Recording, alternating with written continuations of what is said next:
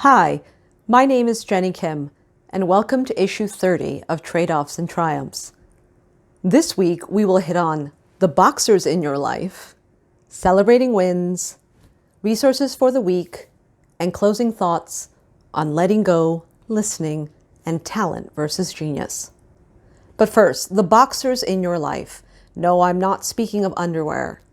This past weekend, I read Mary Gallagher's memoirs of her life as a secretary in service to Jacqueline Kennedy, former First Lady, and Pearl Buck's fictional account of what life was like for the last Empress of China. Amazingly, I saw a lot of similarities between these two women. Both were married to very powerful men. Both were incredibly intelligent, savvy, and understood the power of their image, how to project, how to withdraw, to increase more capital for themselves.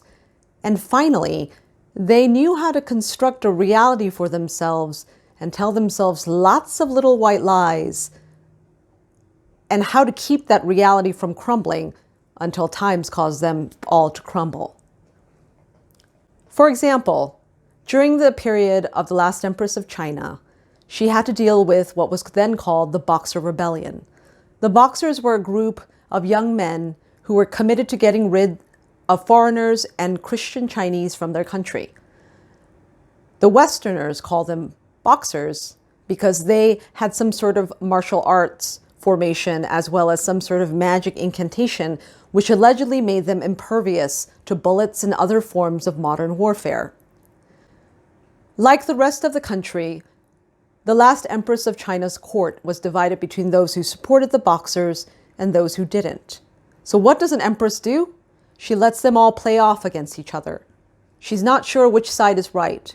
But if she could leverage the Boxers to get rid of the foreigners and the Christian Chinese and retain her authority and power over the throne and the mandate of heaven, then she was willing to take that risk to ensure her carefully constructed reality that she must never show fear and never show any power loss. So this was the Boxers. This is what the Boxers represented for the last Empress of China in Pearl Buck's novel. So instead, what happened for her was she realized when she had to escape from the Forbidden City that she could no longer shape the times, but the times were now going to shape her. Sometimes it isn't about knowing all the right answers, but about finding the right people to ask the right questions, which may lead to several answers. Because oftentimes in life, questions do not have binary responses. So who or what are the Boxers in your life? Are you prepared to confront them? And what will you do about them? Second, celebrating wins for my friend Nikita Singareddy, who sold her blog, Negotiating the Terms, about women in venture capital to another company. Congratulations on being an entrepreneur. And if you are on Twitter, please follow Nikita for all things about tech, healthcare, and theology, and some very insightful passages from books that we might have all read a long time ago, but do not talk about that often. Third, resources for the week, more on Content AI Bot. It makes you more creative. And another workflow on should we have a meeting?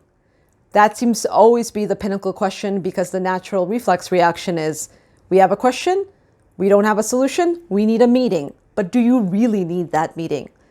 Just be careful that the meeting doesn't become the Boxer in your life. And finally, last but not least, closing thoughts on listening, letting go, especially when you're comfortable, and the difference between talent and genius. Thank you for watching and thank you for reading. Have a great week.